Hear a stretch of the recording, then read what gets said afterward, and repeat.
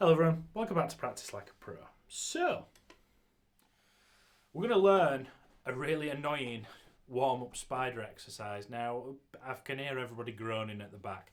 Spider exercises are boring, but hopefully this one's a little less boring and you can use it to make you more dexterous and make you quicker on the fretboard. So, let's not mess about, let's get straight into it.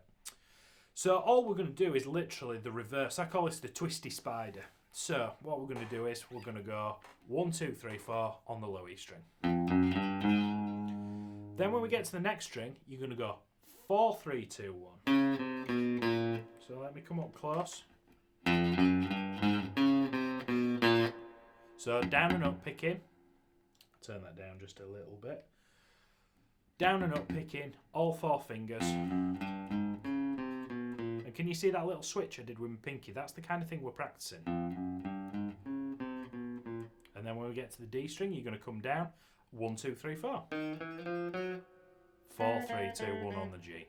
1, 2, 3, 4. 4, 3, 2, 1. So you see how we're alternating as we go across the strings.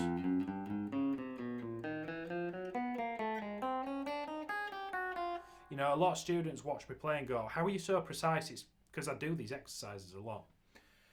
Now, when you get to the top again, when you get to the top, I say the top as in the high E, you've just gone 4, 3, 2, 1. We're going to go 1, 2, 3, 4. Now, the reason for this is to keep it sort of circadian. We want it to be able to sort of go, we want to be able to go around this in a circle. And you'll see as you get to the end, because we're working in groups of 6 because of the strings, you finish on 4, 3, 2, 1 and then begin again on 1, 2, 3, 4. Hopefully, you know, pause the video, take a screenshot, do whatever you need to do here to get that in. But what I'll do, I'll just go to my B cam. I'll play the whole thing for you. Watch how I sort of go sort of to and fro. I always alternate. Whichever direction I've been going in, I do the polar opposite on the following string.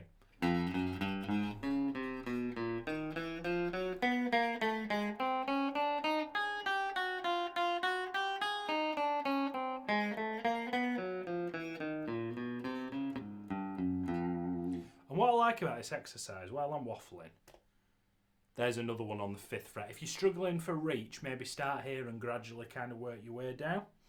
What I like about this exercise is it encourages this sort of rolling on the fretboard. You're kind of rolling from one string to another. So say you're going in the beginning 5, 6, 7, 8. You're going from the 8th fret of the low E to the 8th fret of the A, and you've got to kind of do this motion. And I really like that. I think that's really beneficial. There's a lot of, you know, think of something like Apache by the Shadows. There's lots of this going on. Now rather than going, it's so much easier to just, once I sort of figured out how to do this without making the strings twang, it was a game changer for my playing.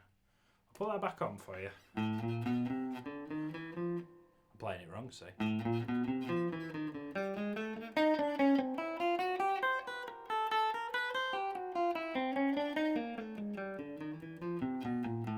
And just to clarify, I don't want you all to sort of aim for that speed straight away. Consistency is key, and if you're practicing it in time at 40 BPM, that's cool. I'd much rather you do that than do it wrong at, you know, at 120 BPM. If you want extra brownie points, practice this with a metronome.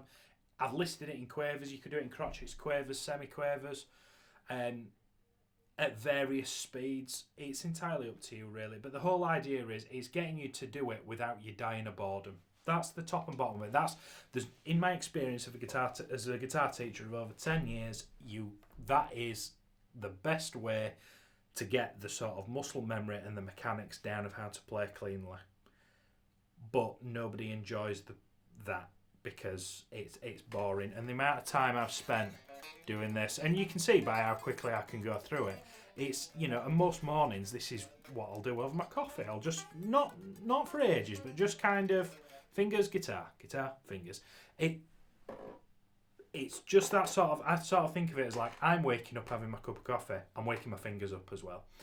And And also, I can gauge how sort of dexterous I am. If I've had a bit of time away from the guitar through going on holiday or whatever, I'll normally sit and do that for a good sort of 45 minutes just to kind of get the mechanics going.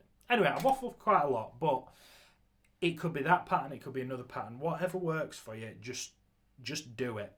Just do it in any shape or form, as long as it's in time and with the correct technique.